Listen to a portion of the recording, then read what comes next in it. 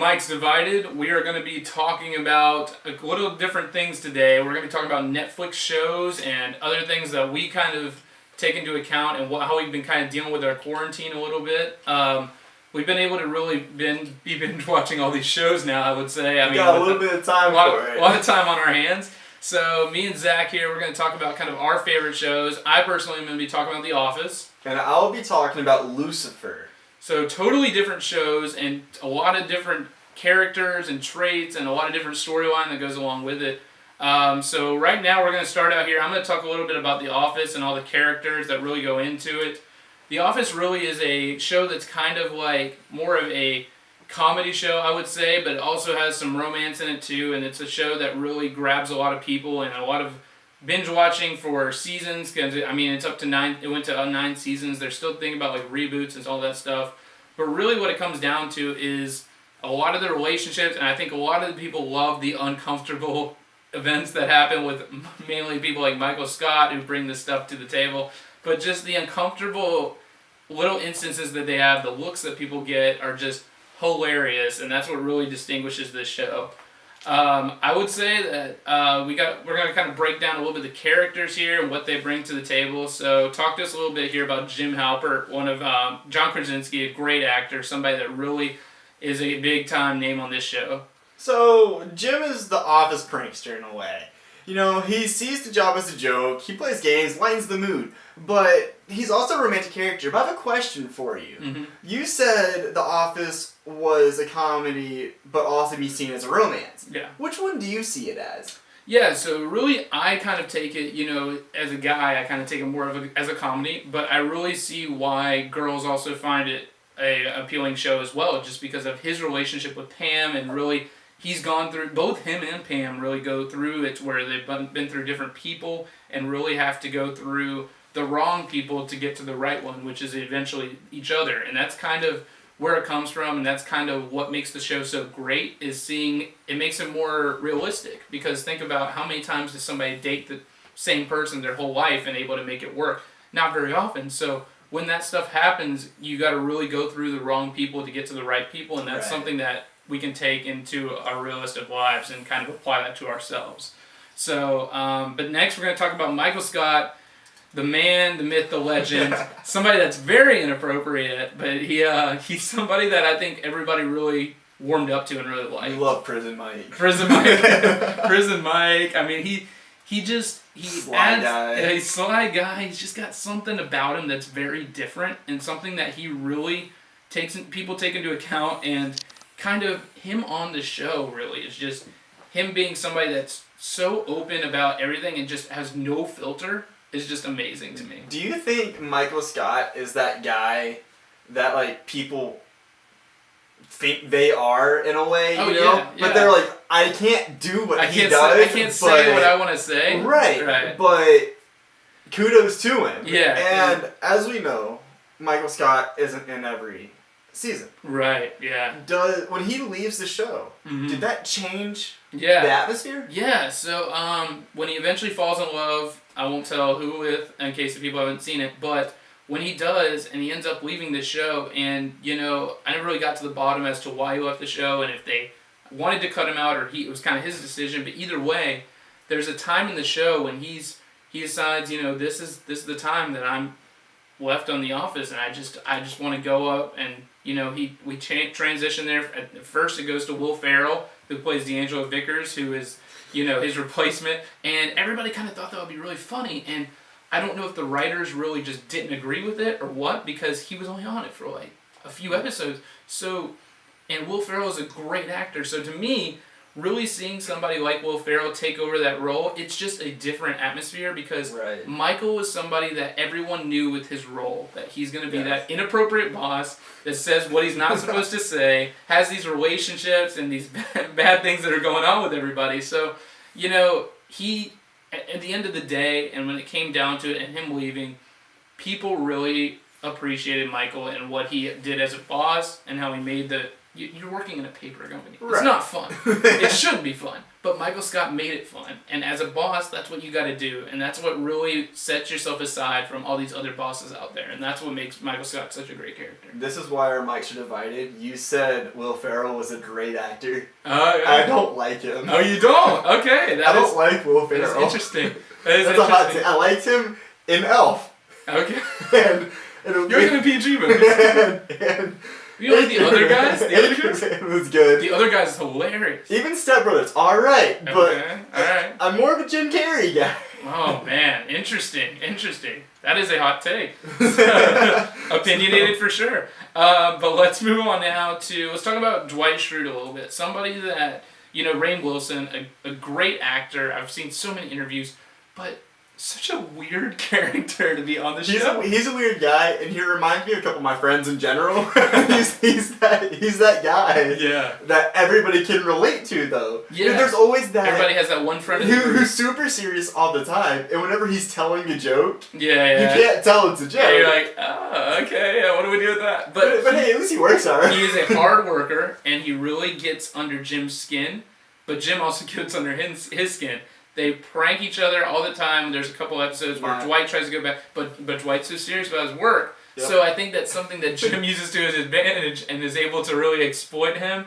And he's so gullible too. I think my favorite interaction between Jim and Dwight was that snowball fight. Oh yeah, it gets too crazy. It just gets intense. It's 0 to 100 real quick. Yeah, I really think that Dwight is one of the best characters on the show, and really Rainn Wilson just did an amazing job, and somebody that was able to really capture that one person in the office that we all really see and that people have that takes their job too seriously, and they're like, oh gosh, got to try hard. Yeah, but wear that suit and tie. And always but he doesn't wear the sleeves on his shirt. He doesn't. He always comes in, but he's a great character on this show because of what he brings, and just somebody that's agriculture and doing beet farming. It's hilarious.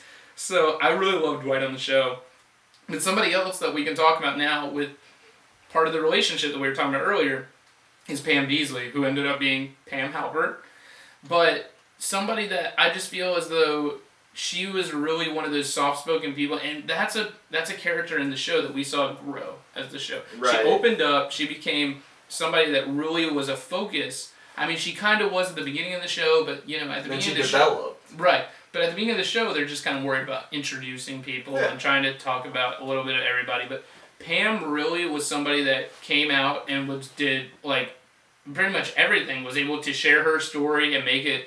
The best thing about The Office is the fact that it is a documentary, and the fact that it's kind of supposed to be, and they're making a documentary about this paper company. So it's like they know they're on a show, but they still don't act the way they do, and they're filming being on a show. It's just kind of, it's a little confusing, but when you see it and you put it all together, it makes a lot of sense. So you talked about Pam, and you said how Pam went from Pam Beesly to Pam Halpert. Mm-hmm. How did that relationship grow, to you? Yeah, so I mean, I really saw a lot in Pam, and I saw that when she was with Roy, eventually, earlier in the show, and it kind of just, at the beginning of the show, she's already with Roy, and he's just he's not a bad boyfriend or anything, but the reasoning is he's her fiance, and the thing about that is they were fiancés for I think it was 3 years or something, so he never really he asked her to be his wife, but he never really had intentions or drive to change things and go to the next level. So, in my opinion, what really happens between them and how things develop, she kind of saw that he wasn't as serious about her as she was about him, and then she had such a good connection with Jim along the way. They're just, what do we always talk about? How friends make the best, a company, and girlfriends, and, I mean, just the way spouses. When you're dating your best friend or you're married to your best friend, right, you're exactly. doing it right. That's exactly what it is, because in my opinion, if I look at somebody and I get to know them first, that's something that I can already tell, and you want your wife to be somebody. It's a genuine intimacy. You want your girlfriend to be the person that you tell about your day and who you are and how everything works. You can be completely open with them, and you're not embarrassed. Yeah, exactly, and that's the thing, and that's kind of what they found in each other. It took a long time, and you'll see it throughout the show, but they really developed as a couple and were able to eventually be one of the favorites going down the road, and people just were rooting for Jim and Pam. Were you happy? Oh, absolutely. I was. And I also think Jim is just a stud anyway. So John Krasinski gets my vote anyway. So Pam really was able to, handle, she had to go to art school, a few other things, but it just all kind of wrapped around eventually. They led to each other. They were led to each other. So that was kind of the thing. Let's go off now. Let's talk about Ryan Howard. Talk to me a little bit about Ryan. He's a temp in the job, but, He doesn't really like his job the way I saw it. He wasn't really content with it, and he gets arrested as a supervisor. Yeah, when he got moved to that chair, and that was kind of a shock to me when it happened. Yeah, that was something that I think it shocked a lot of people. It shocked me, and then the relationship with Kelly also kind of threw me for a loop. Yeah, so here's the thing with Kelly, I felt like that was more of a one-way street anyway, because Kelly was so obsessed with Ryan that he also felt like he kind of was imprisoned her a little bit. He was kind of the guy that was on the receiving end the whole time with her. It's kind of crazy when you say he was imprisoned and then... Yeah. Hey, pun intended. That was planned. Yeah. I write my own jokes. But I'm just gonna type that one up. But I'll tell you, he was somebody that turned it from a temp to that, then eventually had to go back to a temp because Michael loves Ryan and wanted him on his team, but didn't like him as a boss, and then it didn't work out. So then he got back on the team and resumed. Did Michael really like anybody though? Or did he just like everybody? Did he like everybody? Did he not like anybody? And just liked. He just messing with people. He liked himself a lot more. Michael reminds me of one of our coworkers. Oh yeah, he definitely. I think we know what we're talking about. But he's just like that, and I mean, going off to somebody that cares a lot less too is Stanley Hudson. Stanley Hudson being able to be that guy that Michael Scott really didn't have a lot of diversity in mind. I felt like, because from the first episode and stuff, he always made Stanley's black, and that's that was always some characters. It's not obvious to us all that he's black. But so then for that one the basketball episode where Michael's drafting his team, he picks Stanley up. He's like, this guy's got to be good because he's black. And Stanley starts dribbling with 2 hands, and he's like, what is going on? He reminds me of, this is a different show that's on Hulu. It's Everybody Hates Chris, where Chris is in the white school, and then there's one episode where he does a little turnaround. You know how you throw your trash away? You always shot it. Kobe. And the coach was like, you're on the team. He goes, well, I can't ball. And he goes, you're just being generous. And then he didn't do anything for the team. It's because they know they're all that much. They're that much more athletic than us. But it was just funny because Stanley's also a guy, since he really doesn't it seems like he's just passing the days by working at Dunder Mifflin, but then he's taking naps. He's a guy that doesn't care, and he does his thing.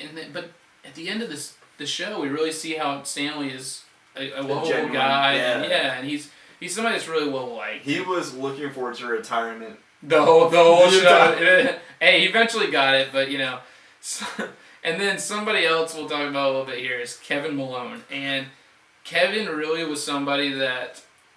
You're surprised he made it? Yeah. Well, it's just if you ever hear the actual actor talk and talking about how he actually can, the acting is phenomenal because he sounds nothing like that. And I know he was talking on an interview and people were like, hey, do the Kevin voice. And he's like, honestly, it might be it'd probably get old after a while. They're like, hey, Kevin. And he's like, what the? It's like, stop. But I think it's, it's just something, and, being a bigger guy on the show, eating M&Ms and just being that guy that, people always, Michael would punch fun at anybody, but always make comments about Kevin's weight and stuff.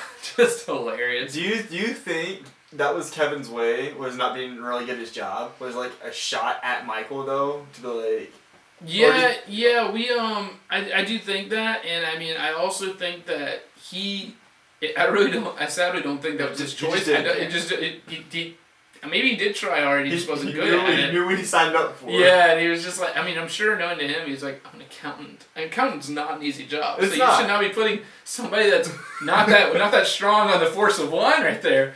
But it happens. It happened the way it happened. And working in that accounting department as well is Oscar Martinez, who another person, Michael, Michael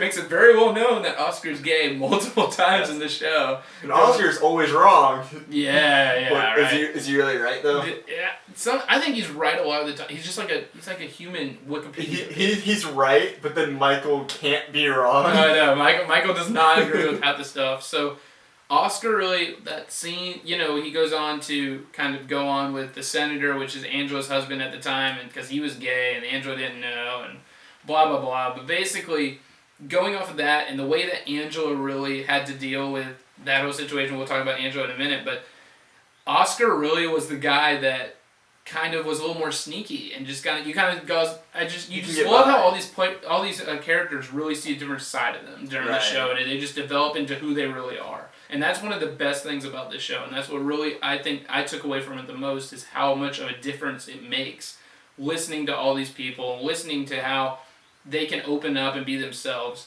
Somebody that didn't really open up that much, though, in my opinion, was kind of Toby. Because Toby was...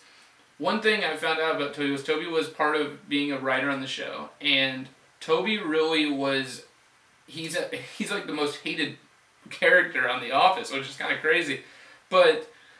by Michael especially, and now I think that's part of it just because he's HR, and Michael spends a lot of time with HR. Hey, we love HR. But all the inappropriate stuff, he has to meet up with HR. So, I mean, I do think that he tries to keep Michael in a line, and he's also got that weird crush on Pam, right? Yeah. He's like, there was that one episode, they're like stuck in the lobby, and he just puts his hand on Pam's leg while Jim's dating her, and Jim just that like face where he's like, he's like, and then Toby's just like, I'm just gonna dip out of here, and it's, he's just kind of like soft-spoken, so it's like nobody really takes him seriously. Right. But he'll have those little outbreaks where people are like, okay, he's serious, all right. Yeah. Good to know. Yeah, so, but speaking of, we were just talking about Oscar, Angela Martin, who eventually is, she's always been into Dwight a little bit, and she kind of used Dwight, I felt like, because, one, for power, because Dwight always had that drive to be a leader at Dunder Mifflin, but really was the main reason she used him, like, sexually, because she didn't, obviously I guess when she had a gay husband, it's a little tougher to be able to... It's a little bit awkward. Yeah, she didn't know he was gay, so like, you're sitting there, but...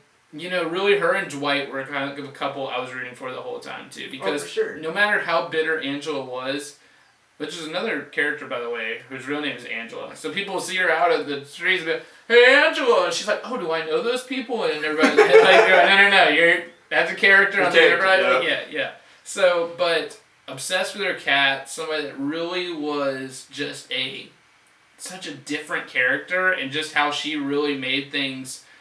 she was kind of bitter in the office, but then at the end of the show, she was somebody that really showed a lot of love for the rest of the team. So it was interesting to see. Which relationship did you like more? Oh, that is tough. I guess just by the way things ended, I really like seeing Dwight and Angela with the way that, because I felt that Jim and Pam really kind of just grew as the show, and they were kind of like the entire show. It's like you knew they were going to. Yeah, exactly. You knew things were going to work out, but then you go on to Angela and Dwight and having this whole relationship where it kind of started as just hookups, and also started like with power and all these reasoning why, but the main thing at the end was just like the reasoning why. I don't want to spoil it for anybody, but the reasoning why and why they actually get together and how she really proves her love for it. It's unbelievable. And just the last few, I will say, as much of a comedy and as much of a romance as this show is, there's a few episodes that will really give you, there's a few tearjerkers, I think, when like Michael's Last Day and a few other things. I mean,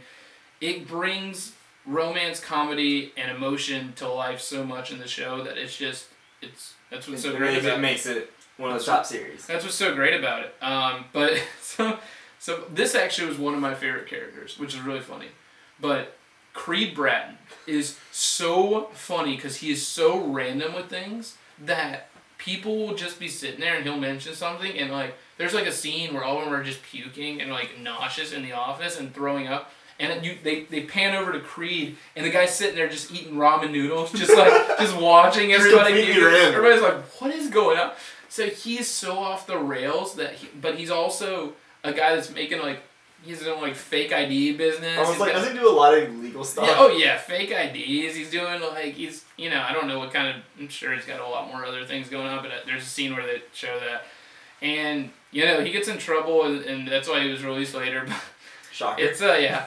And spoilers. Speaking of trouble, what do we talk? Meredith Palmer is somebody that I really somebody that was just never a dull moment with her. She was so bold, alcoholic, somebody that was crazy about sex, was able to just like at parties just went way too far. She was living her best life. She yeah, and I think it was funny on the last episode they were talking, and she was like, I'm really glad all these cameras were on me, because if they weren't, I would have done some vulgar things. And we're all just like, we're like, wait a minute. I can't imagine what would have been worse. So, yeah, no, she was somebody that kind of sat and did her thing, but then also when you pan over to her, she was also so inappropriate that they had that perfect balance with the other characters that would stay, and they'd be like, oh, Meredith, come on. Yeah, it was just something that kind of complemented well with everybody.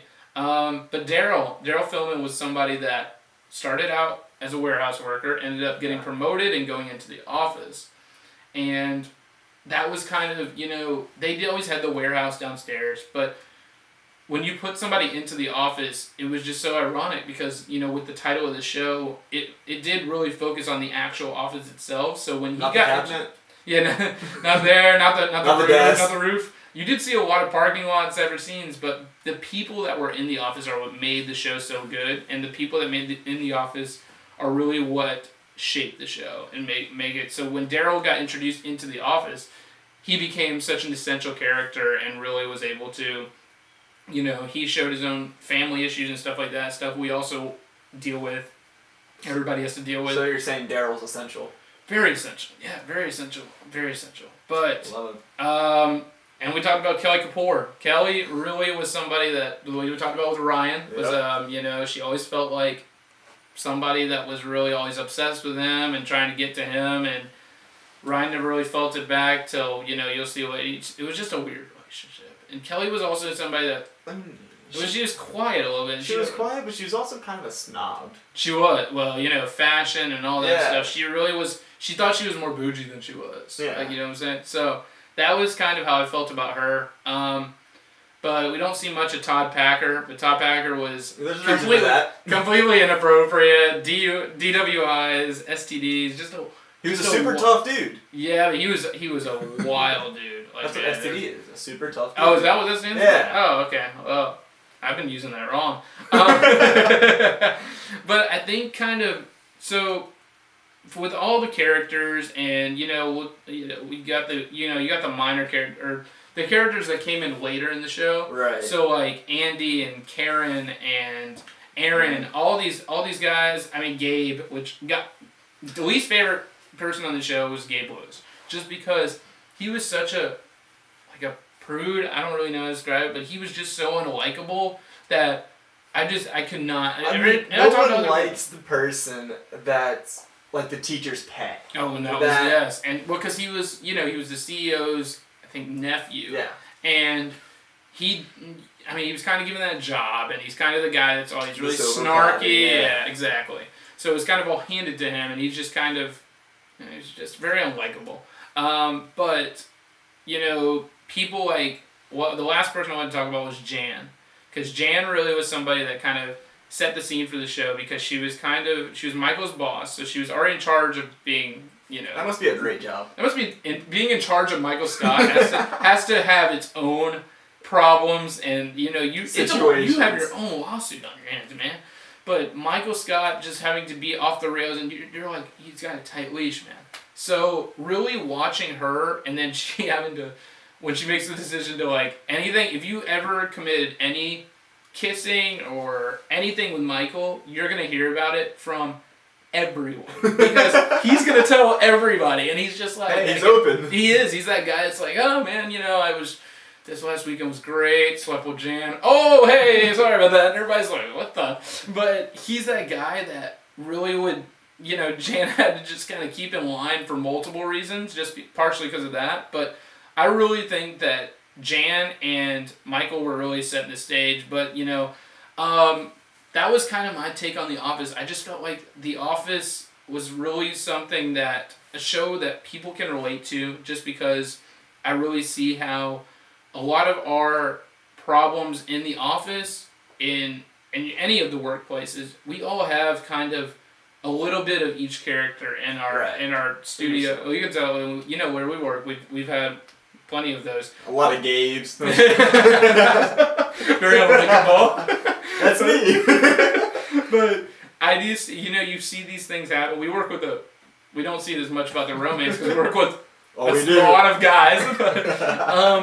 But I do see like a lot of these traits. We mess with pranks and just stuff to keep you on your toes and really keeping the workplace fun, and that's really what it comes down to. And we all know the limits. Yeah, exactly, and that's really what it comes down to.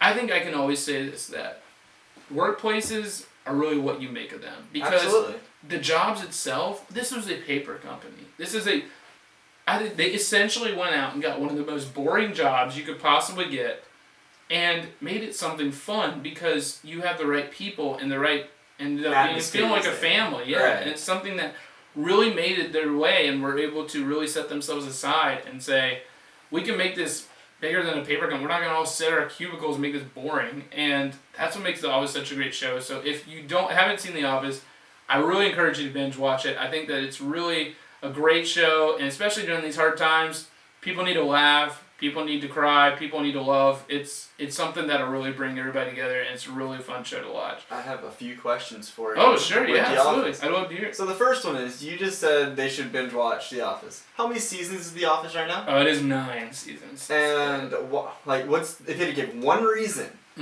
why you should watch The Office? There's a lot of series on Netflix. Yeah. Why choose The Office first? So, kind of setting it aside, I'm also a big fan of like Friends, That 70s Show. There's great shows. But I do say The Office really, like I said about how it's just something that you can relate to.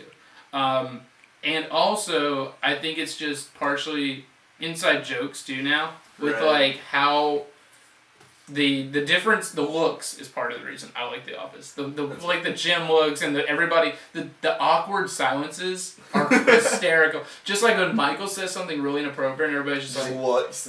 Everybody's like, well, yeah, we're just gonna go off that. We're gonna try to not retract what you just said. So that's one of the reasons I really think that The Office stands out to me, and I think that a reason that I think other people, can relate to. Yeah. And then, who's your favorite character? That is a tough question. If you say one of the minor characters. Yeah, somebody that's not on as much as awesome. I bashed on Gabe a lot, but it's by far. No, I will say, I really liked all the characters that complement each other, and really the fact that it all turned out to be a big family.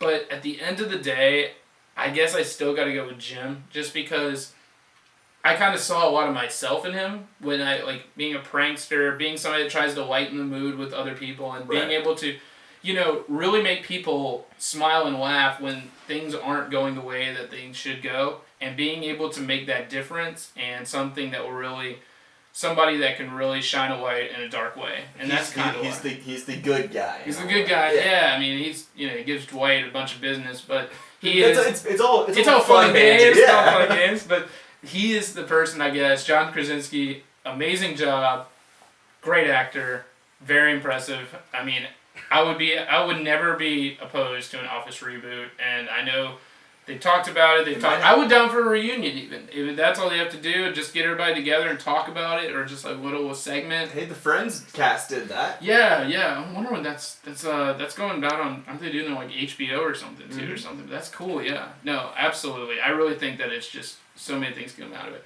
So let's transition now to another show.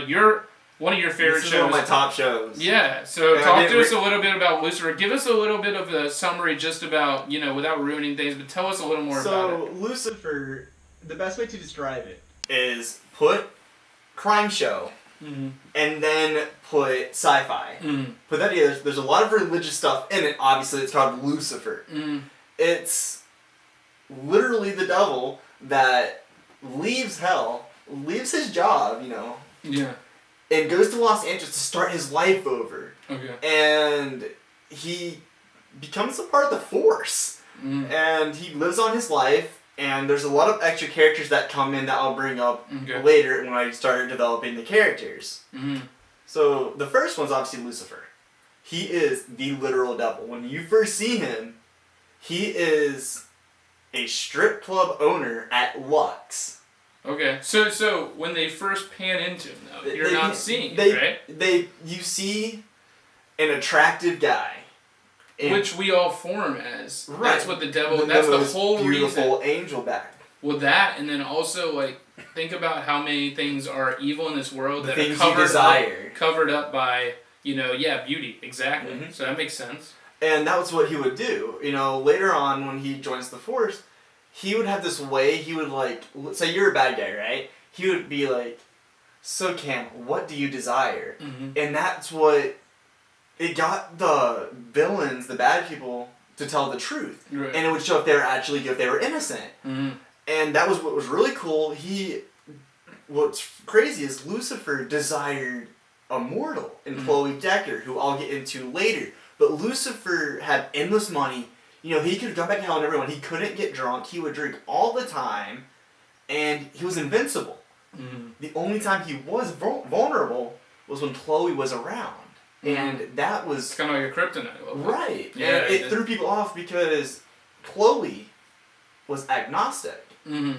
So it kind of threw him, because that means, in general, she didn't believe he was the devil. Right. But going on to the next person is Chloe Decker. She is a detective. And Lucifer calls her detective every time. He never says... She's immortal, right? Right, yeah. Actually, yeah, and she's a legitimate detective for the LAPD. And she has a daughter named Trixie. And then she's married to Dan, who... Well, you said she's in the LAPD, so do you question on that? Why do you think that the devil would go to LA, and why pick LA out of all these places? Well, you could come out and just be anywhere. a distinguished... Yeah, you could go to Montana for crying out loud. Not have to, you don't have to do much, but... Right, you can go to New Zealand if you want. Yeah. I think he chooses Los Angeles because that's where people start their new life. When you go to Los Angeles, you want to start over. And I think that's why they chose Los Angeles, is to have the devil who literally left hell and start his life over as... Yeah. And why did he choose to leave hell? I mean, was that kind of a thing that really... So he was sent to hell by God. Of course. His father. And that's that's biblical too, so you can see how that kind of transpired. And Lucifer kept getting this rep that he's the one torturing the people in hell. Right. And that's not true, at least in the series. He was just the ruler of hell. He had demons that would torture. I'll get into the main one being Mazikeen in a little bit, but Lucifer was tired of that rep. He goes out to kind of rebel against God, as he does all the time, and starts a new life, and hell kind of breaks loose because he's not there controlling it. Right, exactly. And then he joins the Los Angeles Police Department, and that threw me for a loop, but it's because he likes punishing people that deserve it. So whenever people are being framed, he could get them to tell the truth, and then people believed it, so they were innocent. They would find the bad guy, would never kill them because, that's literally one of the biggest sins, and he didn't have any vein in that. So he goes in, and... So does he come out as really a likable guy? He's a likable guy. Which is ironic. It's weird, but it's also, that's how people portray the devil. Whenever the devil's in front of you, it's always someone that you really like. Sure. It's never that person that's trying to... They help you, but there's always a catch. Exactly. And that's what Lucifer did early on. He would give people what they wanted, but you had to make a deal with the devil. Right. And then usually that ends up in something bad. Yeah. He would give them $1 million, and then a week later they would die. But he didn't. It's not like he killed him. It's just something would happen, and one thing led to another, and he would die. But when Chloe comes around, she and Lucifer had this odd relationship around where Lucifer's really into her, but she played it off. And his desire trick that he had never worked on her. Okay. And that threw Lucifer's like, are you supernatural? Yeah. But she's straight up mortal. It works on every mortal. but her. And that then led Lucifer to become a civilian consultant, which is basically an LAPD assistant for Chloe. He didn't really get a badge, but he kind of just watched around. Yeah. You know, he was the guy that would eat the evidence. Yeah, Like, this is well, we don't need this. Yeah. This is a half-eaten donut. I'm gonna finish it. And sometimes he partakes in, you know, the It's like the Pink Panther when he's like, this is a fingerprint? This is a fingerprint? You know, he'll be drinking out glass that was smashed over someone's head. He's like, my bad. Yeah. But my fingerprints aren't on there because I'm immortal. And people are like, yeah, okay. It's like, I'm taking that away from you.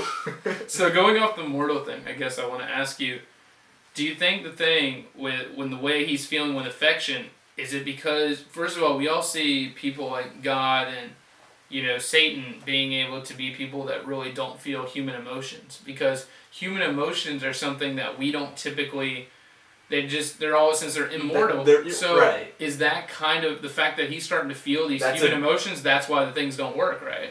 Whether it doesn't work on her. It doesn't work on Chloe. Yes. Because he develops emotions. Actual love. Right. And that weird. threw him off. Mm-hmm. And there are a couple other characters that come in, and they're like, Lucy, one of his older brother, Menadiel, and we call him Lucy, and youngest brother, Lucifer. Mm-hmm. It's funny joke, Lucifer hated calling Lucy. Mm-hmm. It's not really a threatening name. Hey, Lucy, come over here. A little feminine, yep. Right. So they all these supernatural immortals, they all develop emotions and they become more immortalized. So there's a point where Lucifer tells Chloe, he's like, I'm the devil, I'm invincible, literally take your gun, shoot me in the foot. So she does, and he starts bleeding. Mm-hmm. And he's like, I'm bleeding, and she's like, I shot you, oh my god, I shot you. Yeah, that's kind of, I mean, and I guess I wanted to ask you this just before we go on to any of the other characters, is like, it is a show that I know probably turned a lot of people off, the Christian, you know, all the Christian viewers, and that's kind of what it did for me too for a little bit, but really, why do you think people should still watch this show? Because, I mean, you pride yourself on, you know, your beliefs too, but you don't, and that has nothing to do with, there's not a reason that you didn't watch this show because of it. So, what makes this show still watchable with the you know, the name of it and the actual line of it? So yeah, when I first stumbled upon it on Netflix, I was like, I'm not watching this, it's Lucifer. But then, you know, on a cold night, and I didn't have nothing else on a quarantine day, I started watching Lucifer. I was like, this is a real, because I knew it was a crime show. Okay. And I was like, all right, maybe this is all right. Okay. You know, it's just another Criminal Minds and yes, I've seen all those all the time, and it was something new. Mm-hmm. So I started watching it, and I was like, I kind of like sci-fi, and then the way they interacted and how correct they actually put effort in the religious side of it with the character, the traits, like having everything there. I was like, I'll give this a shot. Yeah. If you take the name Lucifer. Lucifer and Satan are the same person, but Satan is known as the devil. Right. And Lucifer was the most beautiful angel. Yeah. So I gave that, I was like, alright, maybe it's, you know, the good side. Yeah. And then which is not. But and then it transpired, and I was like, this is a very addicting show. Yeah. The first episode, not the best episode, but which a lot of shows are right. Like that. You gotta they're developing the first 4 characters. And by the time season 4 rolls along, there's so many different. And how many seasons are there? There are 4 seasons, and the 5th season's coming out in May. Okay. So is it a little bit of a cliffhanger? Could you tell that? There's a cliffhanger, and I'm here for it. And when May happens. Yeah. Hopefully it's not like a Game of Thrones and people get really pissed off. Hopefully we're not in quarantine. Yeah, you know, hopefully we can get out and do something and burn your time before that so you're not waiting. Yeah, but I'd say give it a shot if you like crime shows and you kind of like that sci-fi vibe. Yeah. So, I mean, that's kind of the thing when it comes down to it, really. If you look at it kind of as a show that really... We deal with a lot of, you know, you have all these crime shows and stuff, and if you go into it, I feel like with that attitude, that you're going to just be watching another crime show. Right. And it's just like you've seen the cliche ones with Morgan rushing for Criminal Minds, and they do their thing. With Lucifer, CIS, yeah. With Lucifer, you don't know what Lucifer's going to do while being on the good side. Yeah, and that's kind of the thing. I mean, I think they just kind of went for a different look to a murder series that they could kind of tie in with stuff other than, hey, this guy killed somebody. Oh, well, what are the fingerprints like? Right. Yeah, we'll find out by the end of the episode. It's like where Lucifer's like, yeah, I'm gonna take this evidence. We don't need this.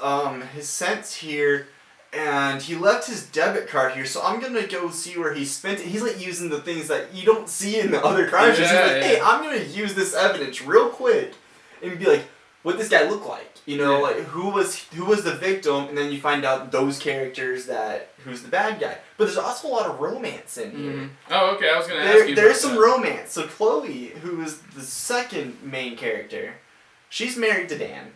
Mm-hmm. I'll get into Dan. Lucifer and Dan don't like each other. Okay. They both like Chloe. Well, we all know those people. Lucifer calls Dan Detective Dish. Okay. But he has that like British accent. He's like Dish, and I'm like Dish. I'm like, oh. You had to look into that a while. Right. So, and then Chloe has a daughter named Trixie, and Chloe joins the force because her dad was a cop. Okay. And then Chloe's dad dies on the scene, like the murderer kills him, and that case was unsolved. Okay. So she didn't know, she had that drive to find that killer. Mm-hmm. And that moved her character. And you're like, oh, I feel empathy for Chloe. And you're like, dude, Lucifer, like, lighten up with her. Like, stop being so flirtatious. Just let her do her job. Mm-hmm. But then you realize Chloe kind of likes it. Because it's not like an intention thing. But it made Chloe start thinking outside the box. She followed the dotted line. Mm-hmm. While Lucifer was folding it up and making a snowflake. Yeah. So was this the only really big relationship on the show, or were there others? There were some other ones. So the next character is Amenadiel, who I've already brought up earlier. He's Lucifer's oldest brother. Okay. He's the strongest angel. He's the guy that, all muscle, big guy. Yep. And the only person he ever liked was Lucifer. That was his favorite brother. Okay. Which was weird because God's favorite child was Amenadiel. Right, yeah. Well, kind of. Yeah, I mean... After the fact. Yeah. So it's the way that he goes about it and just being able to... Since he's friends with him, though, then since he likes him, isn't he... But he's still trying to do what's best for him, right? And he's telling him that hell needs him back. Amenadiel... I wouldn't say he's doing what's best for Amenadiel. Amenadiel's listening to God. God wants Lucifer back in hell so it can be under control. Mm-hmm. Because the whole place down there was kind of crazy. But he gets into a relationship with this girl named Linda, who is Lucifer's therapist. Okay. Because, I guess when you're the devil, you have some anger issues. But do they need their... I mean, they just go down and blow stuff up, right? Do they get mad? I mean, the problem is that when the Immortals, they all have this way. They can't, besides Lucifer, who doesn't care because he's a rebel, they can't show their immortality to the humans. I understand. Because it might freak them out. I mean, I was gonna say, that was another question I had for you. Does he really go? Does he go into the show, and to people, does he pretty much just say who he is, or does his license plate says Fallen One. Okay. And then. Oh, that could be. His full name is Lucifer Morningstar. Yeah. And he's like, I'm the devil. And of course, all these like, oh, that's so sweet. And they're like, satanic people out there. And right. And he's another one of those. And what's crazy is he hates the description that people are painting for him. It's like, he goes, I don't have these horns. I don't have this tail. I have wings. I don't have this. I don't have that. And my skin's not like that. And he's like, this is a horrible drawing of me. And it just like gets like it was those little things.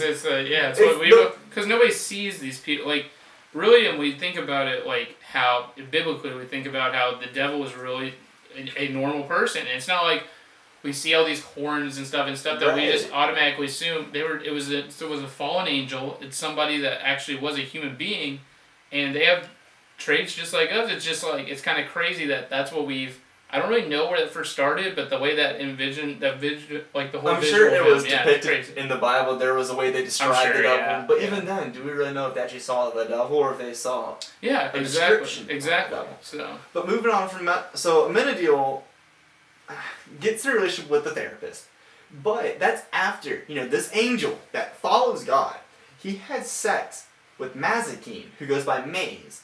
That's Lucifer's #1 demon who tortured everybody the worst. Mm-hmm.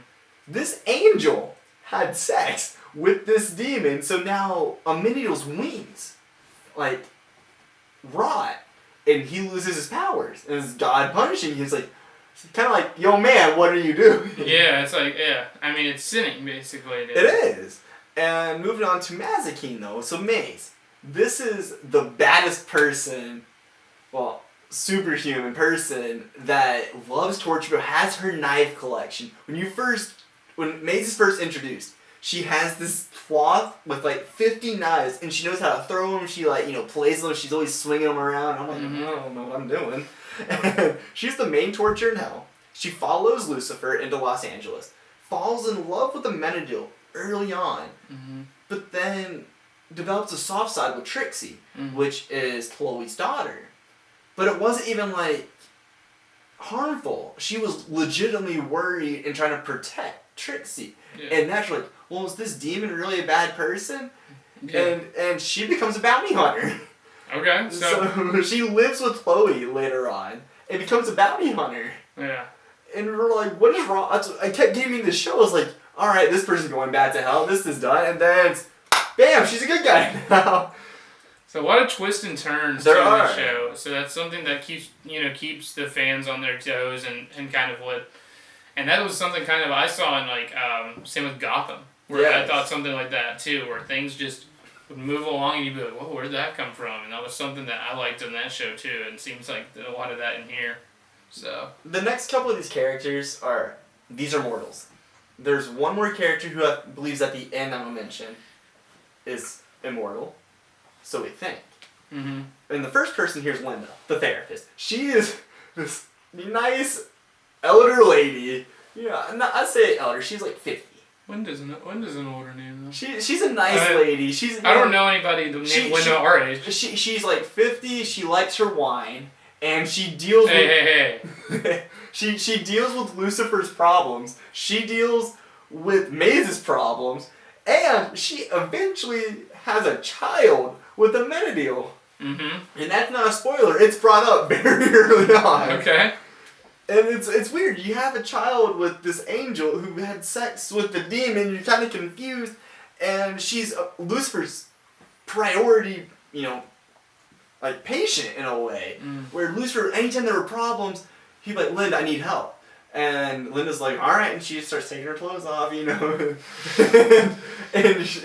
Lucifer's like, no, I'm serious, not that. And she's like, oh, okay, puts them back on, mind her own business. Everybody desires to be with Lucifer. Right. And that's him walking in, it literally attracted girls just to do that. Mm-hmm. But he even showed he had a sauce. He's like, no, I'm here for actual help. I don't want the funny business. Right, yeah. Well. And this next guy, Dan. Yeah. Dan, he's a cliche guy. Dan's the guy that, when he's introduced, you're like, yo man, you take your job too serious. Mm-hmm. He's kind of like Dwight. It's kind of like the opposite of the Dan we know.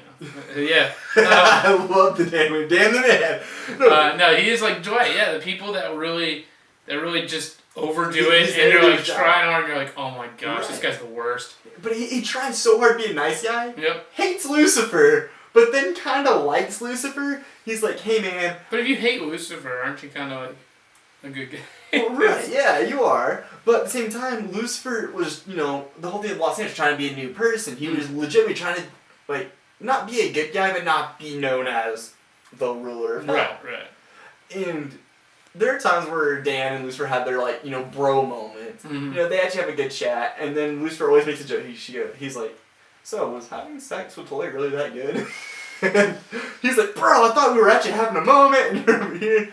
And then there's Ella.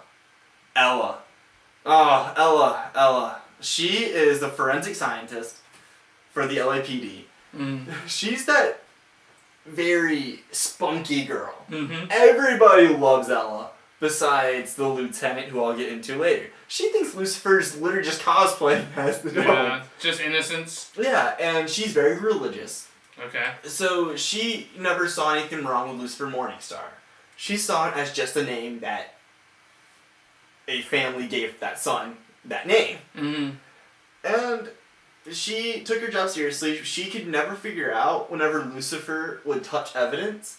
That's what the first scientists would do. They would examine stuff, find fingerprints, and figure out how to put things back together. She never understood why his fingerprints never were there. Yeah. And she could never trace them. She's like, how do you do that? Like, I don't wear gloves. She's like, I don't know what to tell you.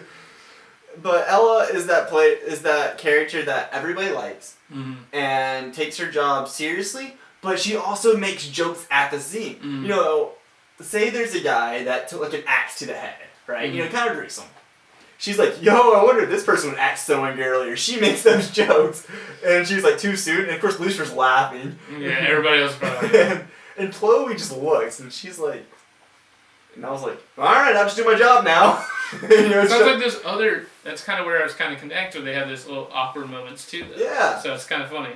And you love her. If you go into the show and you don't like Ella, just remember, she's trying to make your day happy. Okay. Fair enough. Trixie, the daughter. She becomes a main character later on. She's Chloe and Dan's daughter. And Chloe and Dan had issues. She's basically always asking why Dan's not always at the house. Mm-hmm. And there's obvious reasons for that. But Trixie, having that hard family, she loves Lucifer and loves Maze. Mm-hmm. Lucifer hates children. Mm-hmm. We all know somebody that doesn't like children. Yeah.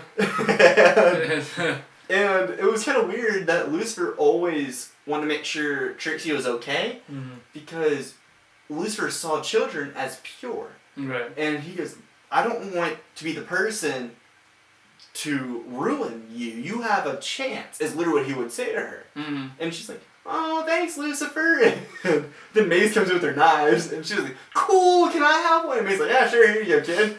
And then Chloe just takes it over, and she's like, she is 7 years old. And she's like, I started doing her since, the year 922. all this unrelatable stuff to everyone else. Right. And, that's all I can really say about Trixie. She's just a young girl that develops, not bad habits, but develops how to be that, class clown, but never took it too far. Right. Charlotte Richards. You feel bad. When you first see Charlotte Richards introduced, she's dead. Literally the first scene she's in, she's dead. There is a knife or a hammer, I can't remember which. Literally, she's at the crime scene, just dead. Mm-hmm. And then God's wife takes over that body. Oh, okay. And everybody's... So she was able to come back. Right. So God's wife escapes hell. I know that sounds weird. Yeah. God's wife is literally the most locked up person in hell. Like, there's, all these entrances to hell, and then there's this one room that's chained up. Mm-hmm. That's where God's wife was.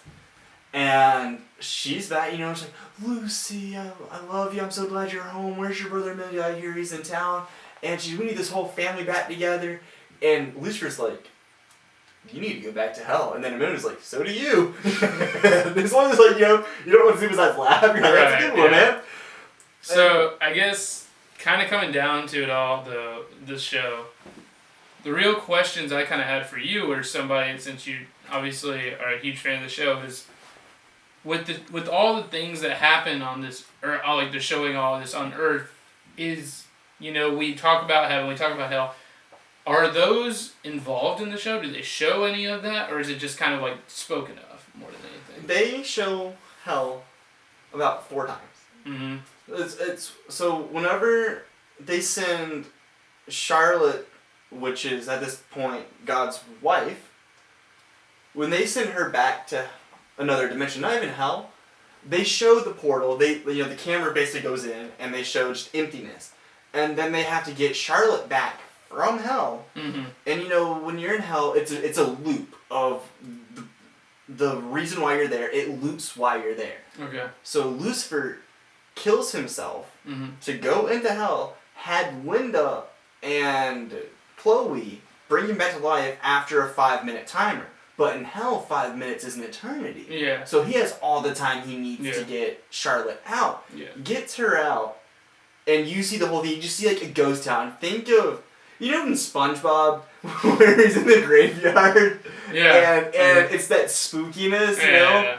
It's literally how it looked in hell. Right. And then you see like just a lot of gray and a bunch of open doors, and you see, you know, like behind windows, you see people crying, you see people like trying to get out, and the only way you can escape hell is by accepting what you did was wrong. That's the way they made it in the show. Yeah.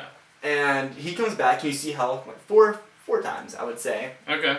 And I mean that's kind of something that I'm sure that'll interest a lot of people, just because it's something that we kind of don't really feel like we have a good grasp on this stuff. Exactly, yeah. So, I mean, and really what it came down to, I'm going to ask you the same question you asked me, and who is your favorite character when it comes down to it in this show? Oh, it's Ella. Just because of that? Ella for sure. Because of the smile that you get. It's the smile you get from her. Lucifer is, I feel like if I say Lucifer's my favorite character. Everybody's like, oh, you didn't watch it. so Lucifer's an alright guy. Yeah. But Ella has faith in everybody. She accepted Chloe is Chloe, Dan is Dan, Lucifer's Lucifer, Trixie's, you know, everybody.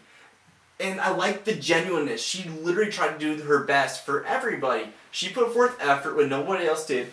And whenever someone needed her help, she would put her own problems away to help them first. Yeah. So you empathize with her, and I loved her for it, and I hope she's back in season 5. There's a rumor she won't be in it, but there's also rumors she will be. And I think that's just them playing games with me, so I have to watch it.